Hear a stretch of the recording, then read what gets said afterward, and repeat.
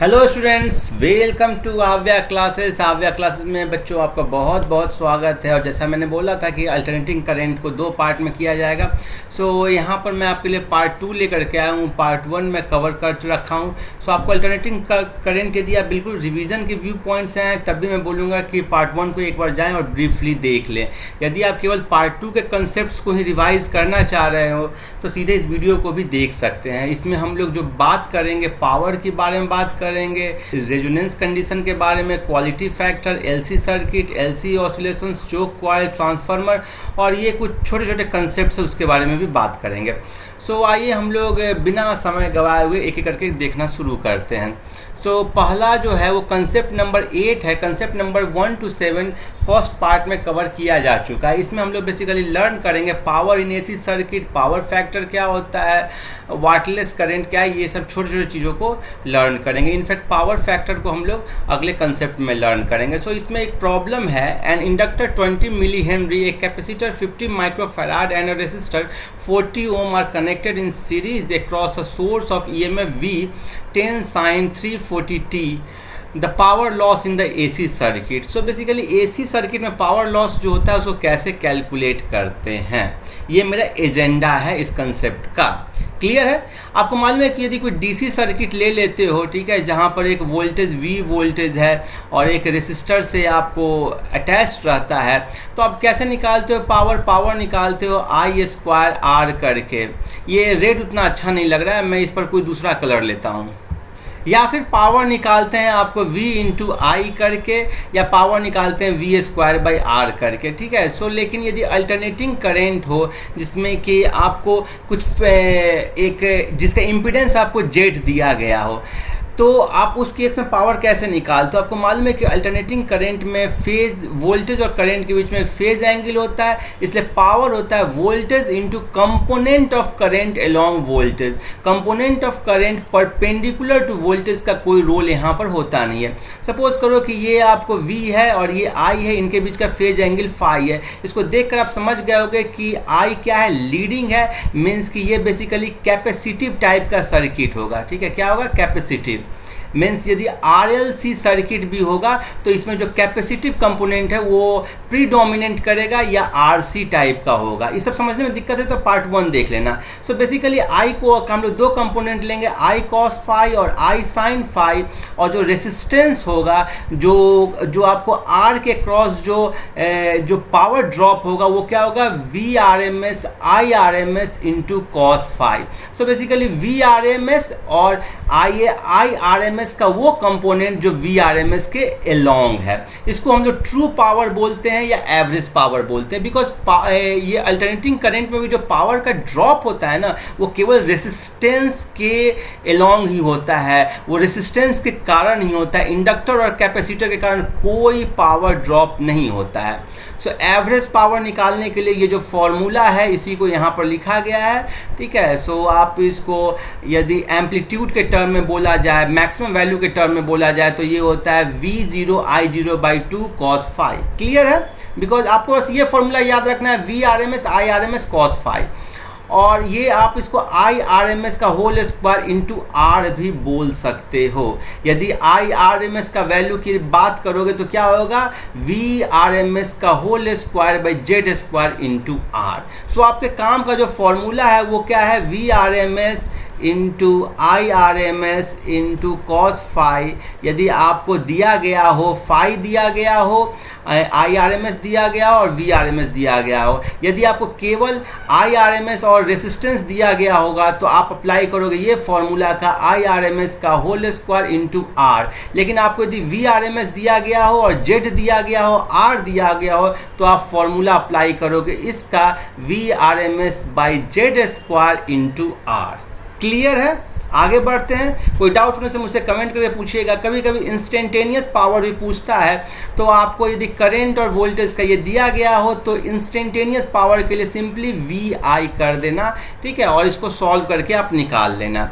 सो आप समझ गए कि एवरेज पावर जो है वही ट्रू पावर होता है जो कि रेसिस्टेंस के अलोंग होता है। So the average of instantaneous power in a circuit over a full cycle is called average power. Its unit is what. जबकि वर्चुअल पावर होता है, आपको एपरेंट पावर भी बोल रहे हैं। ये बेसिकली आपको डिफाइन कैसे करते हैं, RMS voltage and RMS current का जो मल्टीप्लिकेशन होता है उसको बोलते हैं एपरेंट पावर।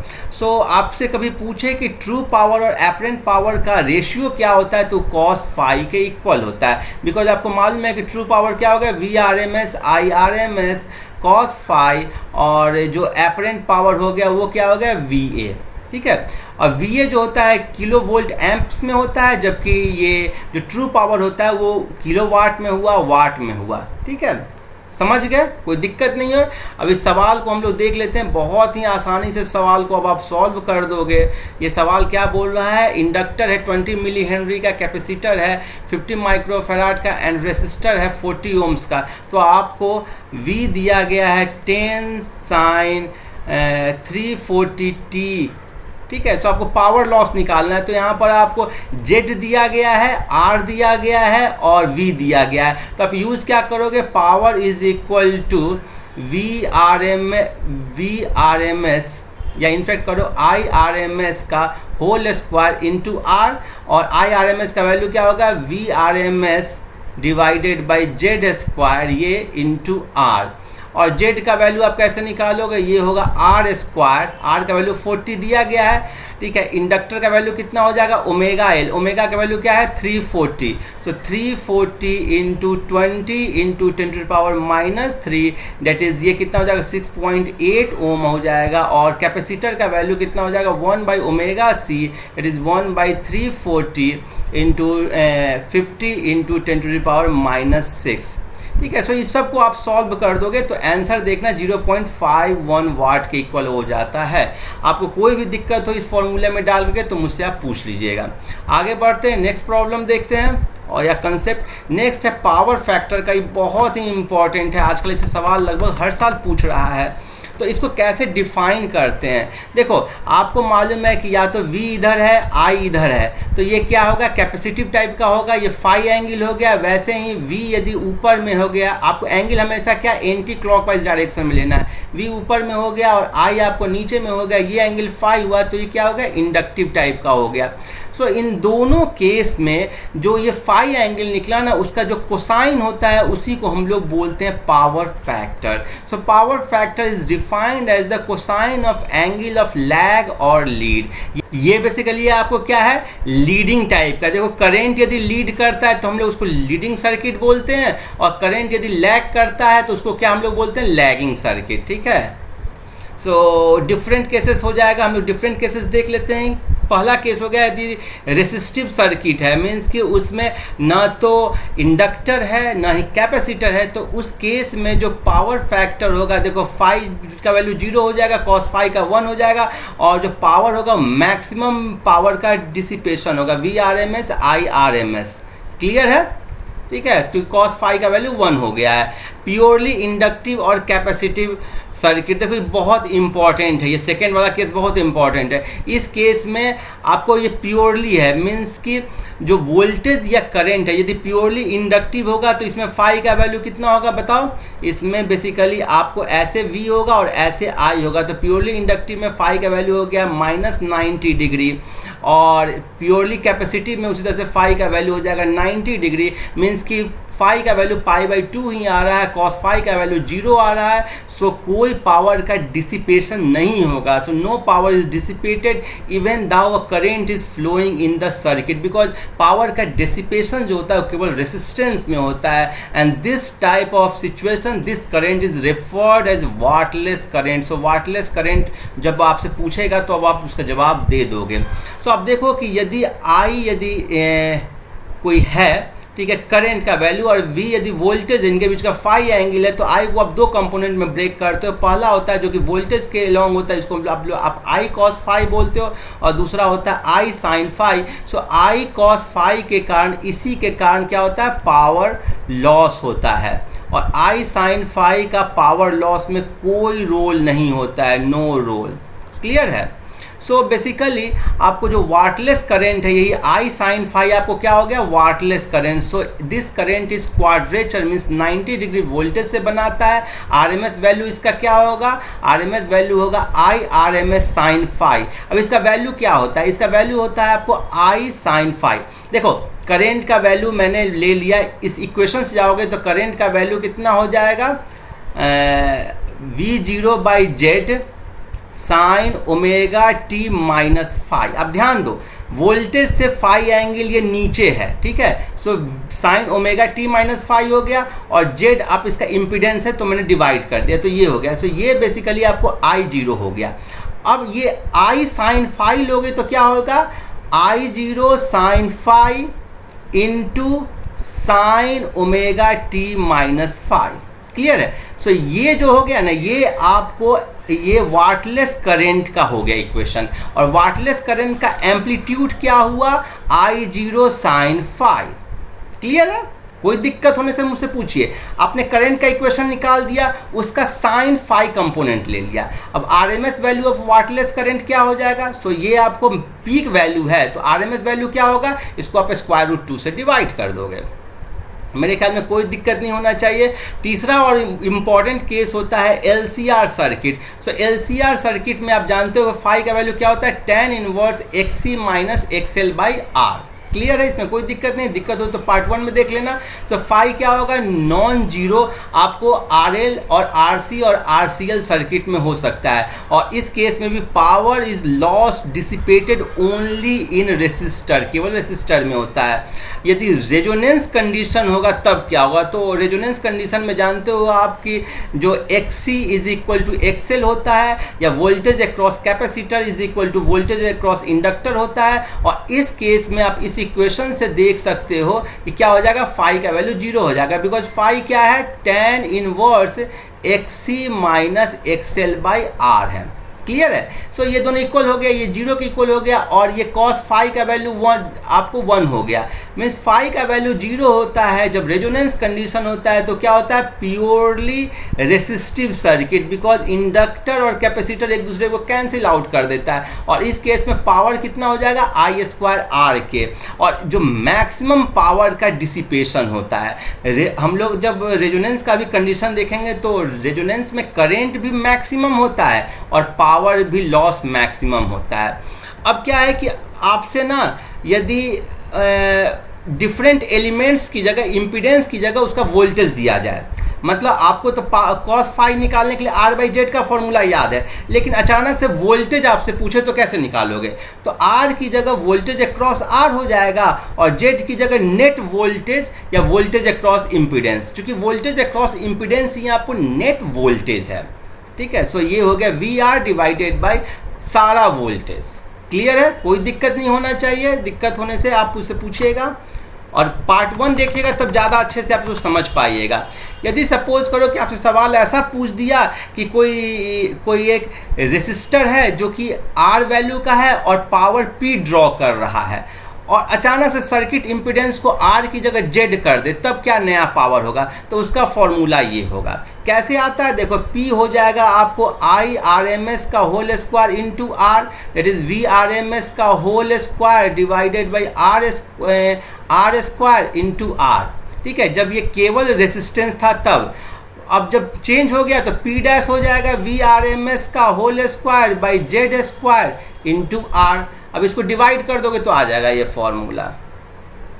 तो मेरे ख्याल से कोई दिक्कत नहीं आना चाहिए। अब ये देखते हैं, ये आपको नीट 2020 में ये प्रॉब्लम पूछा है। Problem number 2, a series LCR circuit is connected to an AC voltage source. When L is removed from the circuit, the phase difference between current and voltage is π/3। If instead C is removed from the circuit, the phase difference is again π/3 between current and the voltage. The power factor of the circuit is। तो बहुत आसान है। देखो phase difference बोल रहा है phi, सो phi हो गया आपको π/3 फर्स्ट केस में। जब आप ऐसे लिखो tan फाई, सो tan फाई हो गया tan π/3। मैं इसका पहले फिगर बना ताकि आपको ज़्यादा अच्छा समझ में आए। ये R है, एक L है, एक C है, ठीक है, और एक वोल्टेज सोर्स से लगाया गया है। अब क्या किया गया कि आपको फर्स्ट केस में एल को रिमूव कर दिया गया, इस पार्ट को हटा दिया गया, तो अब क्या हो गया, आर हो गया और सी हो गया। और तब बोला जा रहा है कि इनका जो पावर फैक्टर है वो क्या हो गया, π/3। तो tan π/3 क्या हो जाएगा, 1/ωc/r, xc/r होता है ना। सेकेंड केस में क्या हो जाएगा, जब इंडक्टर को हटा दिया जाएगा, अभी इंडक्टर को हटा दिया गया है, जब कैपेसिटर को हटा दिया गया तब भी π/3 आया, तो tan π/3। इसमें देखो ये जो है ना tan π/3 होगा, क्योंकि ये लीडिंग है, कैपेसिटर है तो ये लीडिंग सर्किट है। इंडक्टर होगा तो क्या होगा, lagging circuit, that is minus tan π/3, that is equal to ωL/r। Clear है। लेकिन हमको मॉड ले लेंगे, क्योंकि हमें साइन से ज़्यादा मतलब नहीं है। तो आपसे पूछ रहा है कि पावर फैक्टर इस सर्किट का क्या है। यहाँ तक समझने में कोई दिक्कत नहीं है आपको। अब आप देखो कि ये जो ωL का वैल्यू आया वो आया आपको R के इक्वल, और 1/ωc भी आया R के इक्वल। मीन्स कि ωL is equal to 1/ωc। Means कि आप समझ जाओ कि ये रेजोनेंस कंडीशन है। क्या है, रेजोनेंस। और रेजोनेंस कंडीशन में पावर फैक्टर क्या होता है, 1 के इक्वल होता है, because phi is equal to 0 हो जाता है। वो प्योर रेसिस्टिव सर्किट होता है। सो रेजोनेंस कंडीशन के लिए आपको एकदम दिमाग रखना है। इसलिए अगला जो कंसेप्ट हम लोग सीखने वाले हैं वो रेजोनेंस कंडीशन ही है। सो बेसिकली ये प्रॉब्लम नंबर 3 है, और ये बोल रहा है what is the value of inductance L for which the current is maximum in a series LCR circuit with capacitor C is equal to 10 microfarad and omega is equal to 1000 per second. सो आइए पहले हम लोग theory समझ लेते हैं। बहुत ही आसान theory है, ठीक है। जैसा कि हम लोग बार बार यहाँ पर बात कर चुके हैं कि जब रेजोनेंस का कंडीशन रहेगा तो इम्पीडेंस से जो इंडक्टिव रिएक्टेंस होगा, कैपेसिटिव रिएक्टेंस होगा, दोनों इक्वल होगा। दोनों के क्रॉस वोल्टेज ड्रॉप भी इक्वल हो जाएगा, VL is equal to VC होगा। और ये जो कैंसिल आउट कर देगा, तो जो मिनिमम जो आपको इम्पीडेंस मिलेगा और उस इम्पीडेंस का वैल्यू होगा रेसिस्टेंस के इक्वल, ठीक है। तो सर्किट बिहेव करता है एज ए रेसिस्टिव सर्किट की तरह, और जितना भी अप्लाइड वोल्टेज है सब रेसिस्टेंस के एक क्रॉस ही आएगा। और इम्पीडेंस इस केस में क्या होगा, मिनिमम होगा। जब मिनिमम इम्पीडेंस होगा तो करंट मिलेगा वो मैक्सिमम करंट मिलेगा। सो जो करंट का इक्वेशन होगा वो क्या होगा, V0/R sin ωt। देखो यहाँ पर फाई नहीं आया। क्यों नहीं फाई आया, बिकॉज ये एक रेसिस्टिव सर्किट है और इम्पीडेंस में केवल यहाँ पर R है। और जो RMS करंट मैक्सिमम होगा इसका वैल्यू होगा VRMS/R। फेज डिफरेंस क्या हो जाएगा, 0, ठीक है। ये तो यहाँ से आप समझ गए। और इसलिए पावर फैक्टर 1 होगा। पावर कंजम्पशन VRMS IRMS का मल्टीप्लीकेशन, डेट इज VRMS का whole square by R, that is V0 का whole square divided by 2R। ये मैक्सिमम होता है। सो रेजोनेंस में आपको क्या होता है, करेंट मैक्सिमम होता है, I मैक्सिमम होता है, पावर मैक्सिमम होता है। और this circuits are used for the voltage amplification and as selector circuit in wireless telegraphy. Resonant frequency का वैल्यू क्या होता है, ये होता है ω0 इज इक्वल टू 1/√LC। ये सबको मालूम होगा कहाँ से आता होगा, because ω/L is equal to 1/ωc से आ जाता है। सो अब सवाल को बना लेते हैं। देखो ये सवाल क्या बोल रहा है, ये प्रॉब्लम बोल रहा है what is the value of inductor L for which current is maximum. So maximum current के लिए आपको रेजोनेंस कंडीशन होना चाहिए। और ये क्या हो जाएगा, ω/L is equal to 1/ωc and L is equal to आपको ω² is equal to 1/LC and L is equal to 1/ω²C, that is 1/1000 का होल स्क्वायर। और C का वैल्यू कितना है, 10 माइक्रोफैराड, 10⁻⁻6। सो क्लियरली ये आ जाएगा 1/10, ठीक है, 1/10 henry, that is 100 milli henry, ठीक है। क्लियर है, कोई दिक्कत नहीं होना चाहिए आपको। आगे बढ़ते हैं, नेक्स्ट देखते हैं। नेक्स्ट आपको कंसेप्ट नंबर 11 है। इसको हाफ पावर फ्रीक्वेंसी या बैंडविड्थ क्या है। देखो हम लोग आगे ना इस कंसेप्ट का यूज़ करेंगे, इसलिए इसको यहाँ पर समझ रहे हैं। सो आपको मालूम है कि सीरीज LCR सर्किट में जो मैक्सिमम पावर मिलता है, मैक्सिमम पावर लॉस होता है, वो किस पर होता है, रेजोनेंट फ्रीक्वेंसी पे होता है। सो उससे हाफ पावर का जो लॉस वाली फ्रीक्वेंसीज होती है उसको हाफ पावर फ्रीक्वेंसीज बोलते हैं। सो P मैक्सिमम हो गया। सो यहाँ पर हाफ पावर पर कितना होगा, पावर P/2 होगा, P/2 होगा। क्लियर है? और ये जो फ्रीक्वेंसी का जो डिफरेंस होता है ना, इसको हम लोग बैंडविड्थ बोलते हैं। सो यही चीज लिखा गया है, the frequency eight which power in the circuit is half of the maximum power. और सेकेंड जो कंसेप्ट है कि current eight in the circuit at half power frequency पर जो करंट होता है वो 1/√2 या 70.7% ऑफ मैक्सिमम करंट पर होता है। सो यहाँ पर यदि आई मैक्स करंट है तो यहाँ पर करंट क्या होगा, आई मैक्स /√2। क्लियर है? कोई दिक्कत नहीं होना चाहिए। अब ये देखो, ये आपको लोअर हाफ पावर फ्रीक्वेंसी है, ठीक है। सो आपको ये कंडीशन है, ये कंडीशन है आपको omega L is equal to 1/ωc का। सो ओमेगा का वैल्यू जैसे कमता जाएगा, ठीक है, सो ओमेगा का वैल्यू कम जाएगा तो ये क्वांटिटी क्या होगा, बढ़ेगा। सो इस तरफ आप जाओगे ना, ठीक है, तो फ्रीक्वेंसी यदि कम हो रहा है मीन्स कि 1/ωc is greater than omega L है, ठीक है। तो यहाँ पर क्या होगा, किस टाइप का सर्किट होगा, ये बेसिकली कैपेसिटिव टाइप का हो जाएगा, बिकॉज यहाँ पर जो कैपेसिटिव रिएक्टेंस है ना उसका वैल्यू ज़्यादा हो गया है। So lower half power frequency ω1 हो गया यदि, तो कैपेसिटिव सर्किट होगा। वैसे ही ये आपको अपर हाफ पावर फ्रीक्वेंसी है जो कि इंडक्टिव सर्किट होगा, बिकॉज यहाँ पर क्या होता है, इस पर्टिकुलर पॉइंट पर omega L is greater than 1/ωc हुआ। और बैंडविड्थ जो इनके बीच का डिफरेंस होता है वो हो गया ω2 - ω1, दैट इज ये R/L भी होता है। सो ये बहुत इंपॉर्टेंट फॉर्मूला है, इसको बिल्कुल याद कर लो। For a series resonant circuit bandwidth is R/L। अब जो नेक्स्ट कंसेप्ट देखते हैं वो है quality factor in a series resonant circuit. ये मेरा प्रॉब्लम नंबर 4 और 5 इसमें है।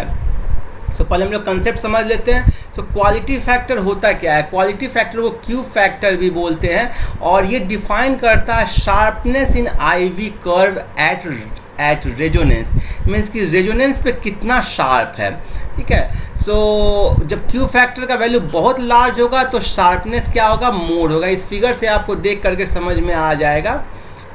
सो ये बेसिकली IV कर्व ड्रॉ किया गया है, और ये रेजोनेंस पे जो शार्पनेस है ना वो क्यू फैक्टर से आता है। सो क्यू फैक्टर का जो वैल्यू होता है वो होता है VL/VR, या VL/VR हो गया या VC/VR हो गया। सो VL कितना होता है, ω0L और R। आपको मालूम है कि जब रेजोनेंस की बात करेंगे तो ω0L is equal to 1/ω0C होता है, ठीक है। सो आप VL/VR भी बोल सकते हो या VC/VR भी बोल सकते हो। सो ω0L/R भी बोल सकते हो या 1/ω0CR भी बोल सकते हो, या ये आप ω0/Δω के भी इक्वल होता है। डेल्टा ओमेगा भी हम लोगों ने देखा है कि बैंडविड्थ होता है, ये क्या था, ω2 - ω1 था।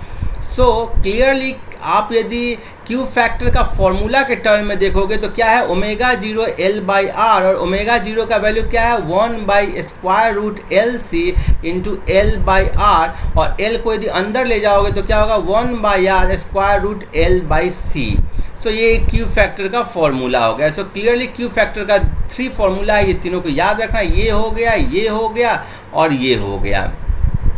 और ये अलग अलग टाइप के क्यू फैक्टर आपको रेसिस्टेंस और इस सब के लिए दिया गया है। जब R का वैल्यू आपको 0 होगा या 0 की तरफ टेंस करेगा तो ये इन्फिनिटी क्यू फैक्टर होगा। देखो ये आपको एकदम ω0 पे या ν0 फ्रीक्वेंसी पे ये क्या हो रहा है, मैक्सिमम, ये इन्फिनिटी की तरफ ट्रेंड कर रहा है। R का वैल्यू यदि लो होगा, वेरी लो होगा, तो Q का वैल्यू हाई होगा। ये हाई क्यू आया। लो लोगे तो एक नॉर्मल क्यू आएगा, और हाई लोगे R का वैल्यू तो Q का वैल्यू क्या हो जाएगा, लो हो जाएगा। सो शार्पनेस दिखा रहा है। शार्पनेस मतलब कितने अच्छे से ट्यून किया जा सकता है। सो ये प्रॉब्लम देख लो।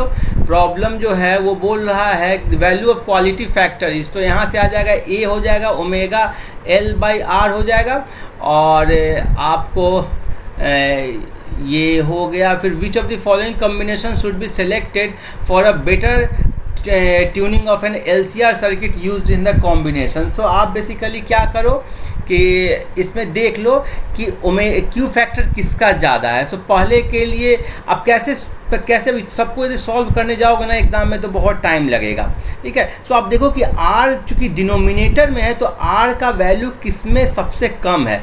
सो सबसे कम C में है, एक तो C ले लो, फिर और आप एक A ले लो। अब बाकी सब देखो, स्क्वायर रूट आपको कितना, फॉर्मूला आपको याद होगा 1/R² L/C है। अब देखो कि आप ए और सी में सी का वैल्यू जो है ना ये ऑलमोस्ट इक्वल है, थोड़ा सा अंतर है, एल का वैल्यू सी में ज़्यादा है। सो क्लियरली देख कर ही समझ में आ जाएगा कि जो सी है ना, जो सी है ऑप्शन, उसका क्यू फैक्टर सबसे ज़्यादा होगा। ऐसे आप यदि कैलकुलेट करोगे तो फर्स्ट का आएगा आपको 10.25 और सेकेंड के लिए आएगा आपको 9.43, थर्ड के लिए आएगा 22.77 एंड फोर्थ के लिए 7.3 आएगा। सो आपको इतना करने की ज़रूरत नहीं, केवल ऑप्शन से आपको एलिमिनेट करना होगा। अब हम लोग देखते हैं अगला जो है वो बेसिकली एलसी सर्किट है। एलसी सर्किट भी एक इम्पॉर्टेंट सर्किट है। इसमें मेन चीज़ होता है एलसी ऑसिलेशन, जिसको हम लोग समझेंगे। तो अभी पहले सर्किट समझते हैं। सो इंडक्टिव कैपेसिटिव सर्किट, इसमें एल है, सी है, जैसा हम लोगों ने पार्ट 1 में देखा था। ये वी एल हो जाएगा, क्या हो जाएगा, आई एक्स एल, और वी सी कितना हो जाएगा, आई एक्स सी, ठीक है। और जो VC होगा वो आपको करंट से 90 डिग्री नीचे की तरफ होगा, मीन्स कि इस डायरेक्शन को एंटी क्लॉकवाइज डायरेक्शन को लोग मानते हैं। सो कैपेसिटर के केस में करंट क्या होता है, लीडिंग होता है 90 डिग्री से, और इंडक्टर के केस में क्या होता है, करंट 90 डिग्री से लैग करता है। सो ये नेट जो हो जाएगा वोल्टेज वो क्या हो जाएगा, VL माइनस VC हो जाएगा। सो V नेट हो गया VL माइनस VC, और ये VL और VC का वैल्यू आपको मालूम है। नेट इम्पीडेंस की बात करेंगे तो नेट इम्पीडेंस क्या हो जाएगा, XL माइनस XC हो जाएगा।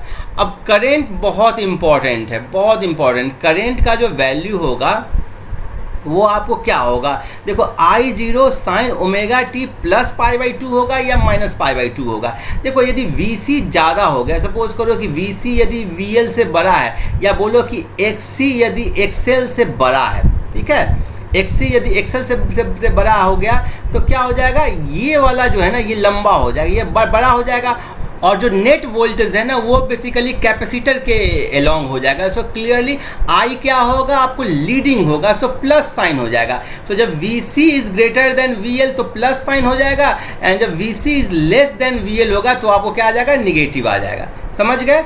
पीक करंट का वैल्यू ऐसे ही आप निकाल लोगे, कोई दिक्कत नहीं होना चाहिए। फेज डिफरेंस आपको 90 डिग्री ही होगा, ठीक है, प्लस माइनस 90 डिग्री हो सकता है। पावर फैक्टर जो है वो क्या होगा, आपको 0 के इक्वल होगा। लीडिंग क्वांटिटी क्या होगा, आइदर वोल्टेज और करंट। सो करंट लीडिंग होगा किस केस में, यदि आपको VC यदि हाई होगा, और वोल्टेज लीडिंग होगा किस समय में, जब VL हाई होगा।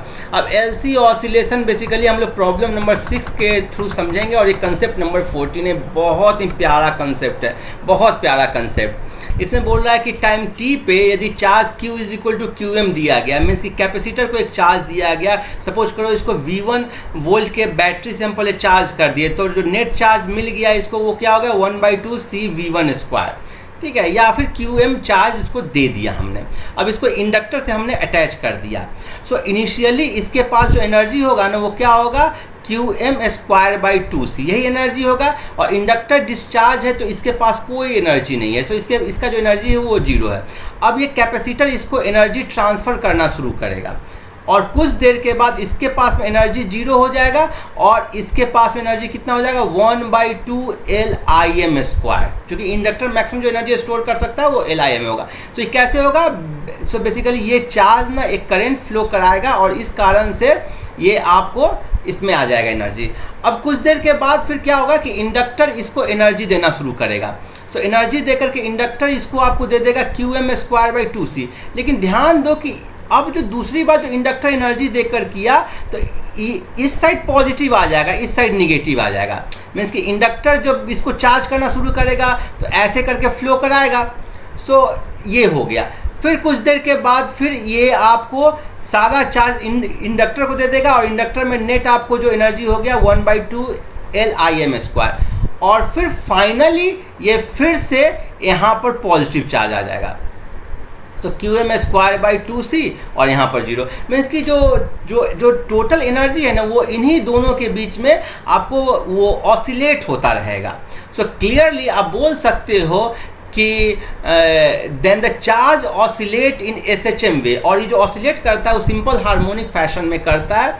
सो Q यदि QM cos ओमेगा t मैं लिखा, यहाँ पर मैं क्यों Q is equal to Q M cos omega t लिखा, क्योंकि time t is equal to 0 पर चार्ज Q का वैल्यू क्यू एम है। हम Q is equal to Q M sine omega t नहीं लिख सकते हैं, क्योंकि इस केस में क्या हो जाएगा, time t is equal to 0 पर चार्ज Q का वैल्यू 0 हो जाएगा। आपको time t is equal to 0 पर मैक्सिमम चार्ज होना चाहिए। सो ये लिए अब यदि आपको करंट निकालना है तो I होगा dq by D T, means कि डिफ्रेंशिएट करना होगा। सो डिफ्रेंशिएट करोगे तो ये आपको करंट का वैल्यू आ गया, और यही आपको ना मैक्सिमम करंट है। Im वैल्यू हो गया ओमेगा 0 QM, और ये जिस फ्रीक्वेंसी से आपको ऑसिलेट करता है SHM में, वो फ्रीक्वेंसी हो गया 1/√LC। So total energy system का कितना है, QM²/2C या फिर 1/2LIM²। और किसी पर्टिकुलर टाइम पे ऐसा भी हो सकता है कि एनर्जी हो Q²/2C plus 1/2LI² is equal to QM²/2C is equal to 1/2LIM का होल स्क्वायर। जो SHM का जो कंडीशन है ना, वही बिल्कुल सेटिस्फाई कर रहा है। So energy oscillate between capacitor and inductor. मेरे ख्याल में समझ गए होगे, कोई दिक्कत नहीं होगा। आगे देख लेते, देखो इस फिगर में समझाया गया और अच्छे से अलग अलग केस से बताया गया। फर्स्ट केस जब ये पॉजिटिवली चार्ज है और दे दिए तो इलेक्ट्रोस्टैटिक एनर्जी हो गया QM²/2C, और जो मैग्नेटिक एनर्जी है वो क्या हो गया 0। इसको एक एक्सट्रीम से दिखाया गया है। वैसे ही आप समझ सकते हो कि पोटेंशियल एनर्जी हो गया 1/2kA² and kinetic energy is equal to 0।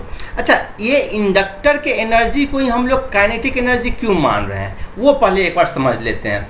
और वो बेसिकली होता है analogies between mechanical and electrical quantity. आपको मालूम है, आपको यहाँ से ज़्यादा समझ में आ जाएगा। देखो ये वाला जो है वो जब SHM में होता है तो ये क्या दिखाता है, ये दिखाता है पोटेंशियल एनर्जी, और x का जो डिफ्रेंशिएशन होता है वो वेलोसिटी होता है, और ये क्या दिखाता है, ये आपको दिखाता है काइनेटिक एनर्जी।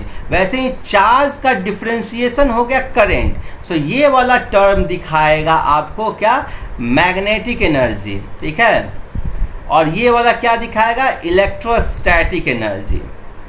अब इससे आप समझ सकते हो कि x आपको किसके इक्वल है, ठीक है, x है 1/c के इक्वल। सो फोर्स को x है आपको चार्ज q के इक्वल, और k है आपको 1/c के इक्वल, ठीक है। मास m है इंडक्टर के इक्वल, और वेलोसिटी हो गया आपको dq/dt। बाकी पूरा कंसेप्ट सेम है, डिट्टो एकदम फोटो कॉपी उतारा है कंसेप्ट, ठीक है।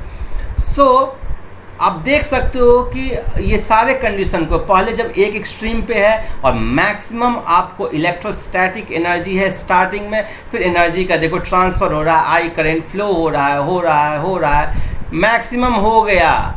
अब इस सारा एनर्जी इंडक्टर में घुस गया है, और सारा एनर्जी इंडक्टर में घुसने का मतलब हो गया है कि ये मीन पॉइंट पर आ गया है, वेलोसिटी मैक्सिमम हो गया है। अब फिर देखो ये आपको फिर से अपोजिट तरफ जा रहा है, और एक एक्सट्रीम पर निगेटिव एक्सट्रीम पे आ गया, मीन्स कि चार्ज जो पहले ऊपर वाला प्लेट था पॉजिटिव चार्ज, अब नीचे वाला प्लेट हो गया। तो यही प्रोसेस मूव होते रहेगा। मेरे ख्याल में समझ गए होगे कंसेप्ट। अब इस सवाल को बना लोगे, तुमको ये सवाल ना हलवा लगेगा, ऐसे तुमको समझ में नहीं आता, ठीक है। सो हलवा खाने का मन हो तो सवाल बनाओ। A condenser of capacity C is charged to a potential difference V1. The plates of condenser are then connected to an ideal inductor of inductance L. The current through the inductor when potential difference across the condenser reduces to V2. तो पहले condenser तो था, उसको V1 दे दिए थे, तो कितना energy हो जाएगा 1/2C V1²। ये आपको इनिशियल एनर्जी हो गया, फाइनल एनर्जी भी यही होगा, मैक्सिमम एनर्जी यही है, मतलब टोटल एनर्जी यही है मेरा। अब ये बोला कैपेसिटर का वोल्टेज जब V2 हो गया तब कितना करंट फ्लो कर रहा था। सो जब V2 होगा तो इलेक्ट्रोस्टैटिक एनर्जी कितना होगा 1/2C V2², और इंडक्टर के क्रॉस यदि करंट I बह रहा है तो कितना हो जाएगा 1/2LI² इज इक्वल टू, इसी के हो जाएगा। समझ गए ना, कितना आसानी से बन गया, एनर्जी कंजर्वेशन है। सो आपको हो गया LI² is equal to C V1² minus V2², और I is equal to C V1² minus V2² by L का स्क्वायर रूट। आसानी से समझ गए होगे, आंसर डी है। आगे बढ़ते हैं। और जो नेक्स्ट कंसेप्ट है वो चोक कॉइल का, इसमें बहुत ज़्यादा टाइम नहीं देंगे। देखो चोक कॉइल एक डिवाइस होता है जिसका आपको फ्लोरेसेंट ट्यूब में यूज़ होता है, जिसका हाई इंडक्टेंस होता है, नेग्लिजिबल रेसिस्टेंस होता है। जब रेसिस्टेंस नेग्लिजिबल है तो पावर लॉस न के बराबर होगा। पावर लॉस न के बराबर हो इसके लिए आप क्या करोगे, तो उसका रेजिस्टेंस कम करने के लिए क्या करते हैं, थिक कॉपर वायर का यूज़ करते हैं, ठीक है। और ना सॉफ्ट आयरन लैमिनेटेड कोर होता है, और सॉफ्ट आयरन का यूज क्यों करते हैं, ताकि इंडक्टर का वैल्यू हाई हो जाए। सो रेजिस्टेंस लो करने के लिए थिक लेते हैं, और इंडक्टर का क्यों किया आपको समझ में आ गया।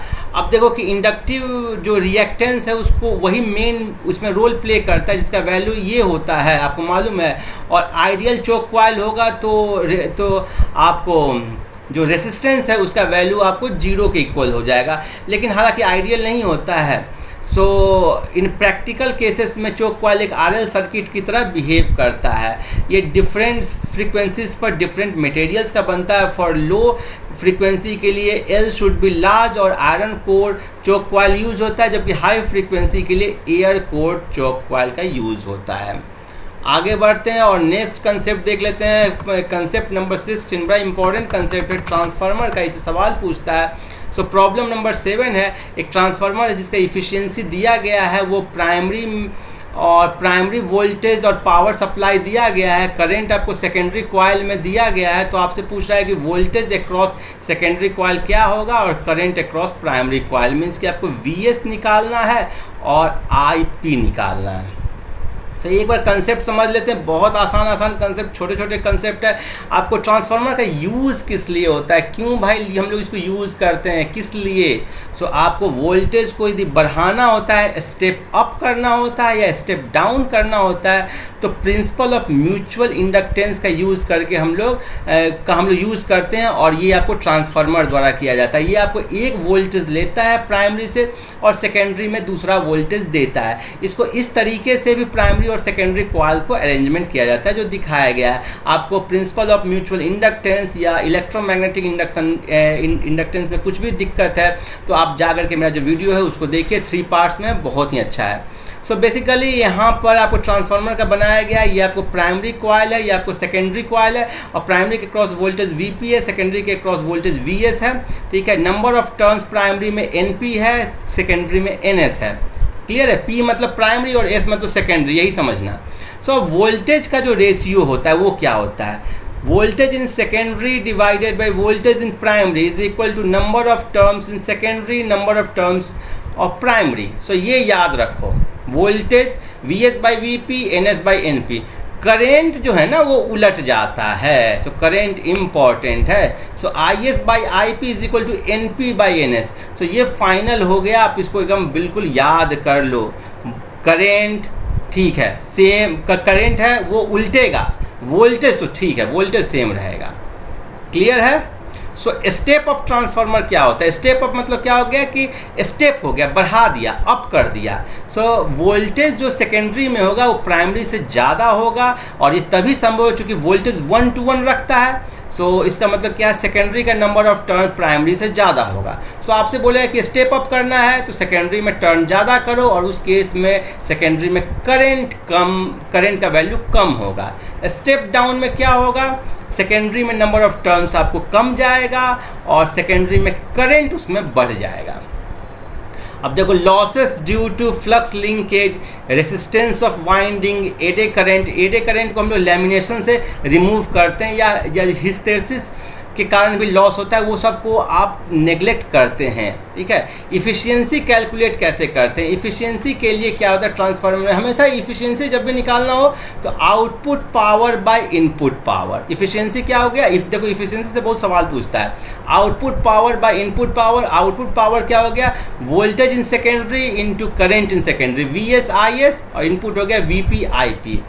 सो मेरे ख्याल में आपसे बोले कि यदि 90% उसका ट्रांसफार्मर का पावर है, सॉरी इफिशियंसी है, इसका मतलब इनपुट पावर यदि PI है तो आपको जो सेकेंडरी पावर है वो कितना हो जाएगा, 0.9 PI, ठीक है।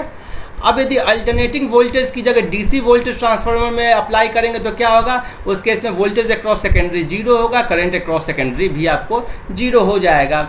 एक अच्छा प्रॉब्लम है ट्रांसफार्मर का जो फ्लक्स लिंकेज का है, उसको हम लोग देख लेते हैं कि आपको इंस्टेड ऑफ ट्रांसफार्मर में फ्लक्स लिंकेज दिया जाए तो कैसे बनाओगे। ये प्रॉब्लम बोल रहा है कि primary and secondary coil of a transformer का टर्न्स है, आपको प्राइमरी में 50 है, सेकेंडरी में आपको जो नंबर ऑफ टर्न्स है वो 1500 है, और बोल रहा है कि फ्लक्स लिंकेज जो फाई है प्राइमरी में वो दिया गया 50 + 4t। तो आपसे बोल रहा है कि आउटपुट वोल्टेज क्या होगा। आउटपुट वोल्टेज के लिए पहले आपको क्या निकालना पड़ेगा, इनपुट वोल्टेज निकालना पड़ेगा। इनपुट वोल्टेज के लिए आप कैसे निकालोगे, इंड्यूस्ड ईएमएफ होता है flux linkage -d∅/dt, minus sign को नेग्लेक्ट कर दो तो क्या हो जाएगा, ये 4 हो गया। इनपुट वोल्टेज आपको 4 हो गया, इसको डिफ्रेंशिएट मैंने किया तो 4 आ गया। अब क्या होगा, VS/VP = NS/NP, और VS का वैल्यू निकालना है, VP का वैल्यू आपको दिया गया है 4, NS का वैल्यू है 1500, NP का वैल्यू है 50। VS हो गया आपको, क्या हो गया बताओ, 30 चौक 120 वोल्ट।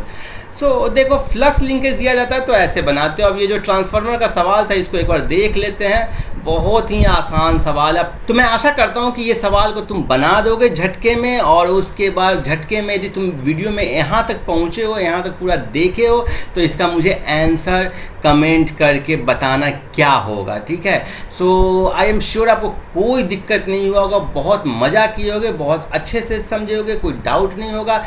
यदि आप वीडियो अच्छा लगे तो इसे प्लीज़ लाइक करें, शेयर करें। इस चैनल को सब्सक्राइब नहीं किए तो आप सब्सक्राइब करें, साथ ही बताइए कि अगला कौन सा वीडियो मैं बनाऊं, किस टॉपिक का बनाऊं। वैसे मैं रे ऑप्टिक्स और वेव ऑप्टिक्स का कंप्लीट वन शॉट बनाने की सोच रहा हूं। आप अपने एग्जामिनेशन की तैयारी बहुत अच्छे से करें। Keep watching, happy learning, thank you.